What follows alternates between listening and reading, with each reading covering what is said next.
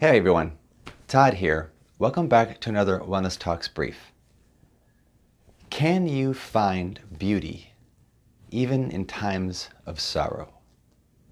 Or to be more specific, can you find beauty in sorrow?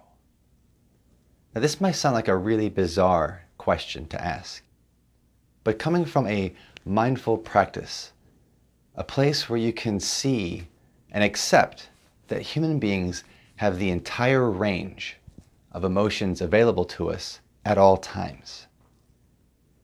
Is it then possible, with this question in mind, does having this background concept give you any clues or insight into how beautiful feeling sad can actually be? Again, I'm sure your mind doesn't make any sense. I mean, seriously, Todd, really? Me being sad is a beautiful thing? If that is the question that you have, and this is a question that I had when I first heard this question, and this is the same response I get from a lot of people when I ask them this, I'd like for you to just look at that for a moment. What are you making it mean? What does it mean to think that something that is sorrowful can also be beautiful? I've always found that the emotions that we equate with love and the emotions and the sensations in our body that we equate with sorrow are very close. Do you ever notice how a love song and then a dirge, a sad song, a blues song, evokes a lot of the same sensations in our body? We're tapping into that spectrum, with happiness on one side of the spectrum and sadness on the other side of the spectrum. But that's actually not what I'm getting at here. What I'm truly trying to get at is that, can you find beauty in sorrow? I'm not asking you if you're finding happiness while you're in your sorrow, but oftentimes that's what people take beauty to be, a positive thing, a synonym for happiness, when beauty of its own stands on its own. Do you find a flower that's gone past its point and is now beginning to die and shrivel up? Is that beautiful? I think it's beautiful.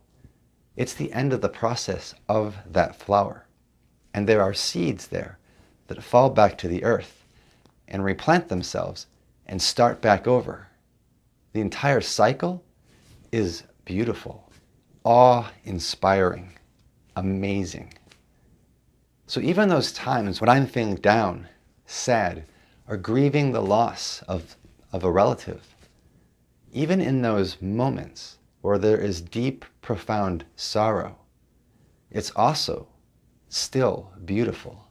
And it's beautiful because it's part of the entire cycle of human existence, of the process.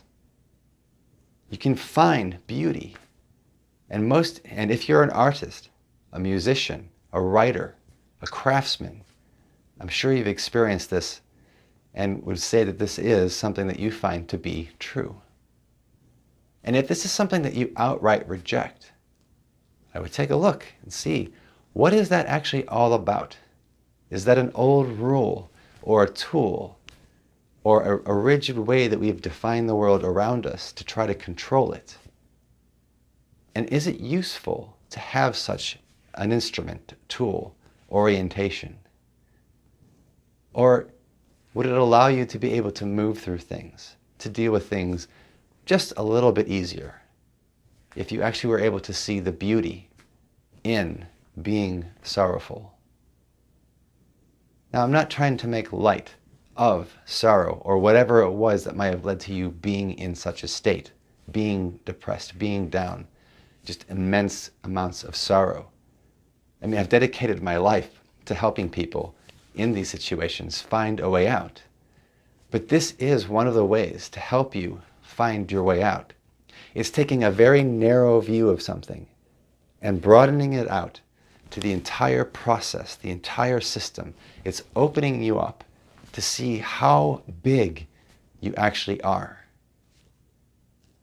So, again, I ask you, can you now see, even if it's just a little more than before, that there can be beauty even in times of sorrow?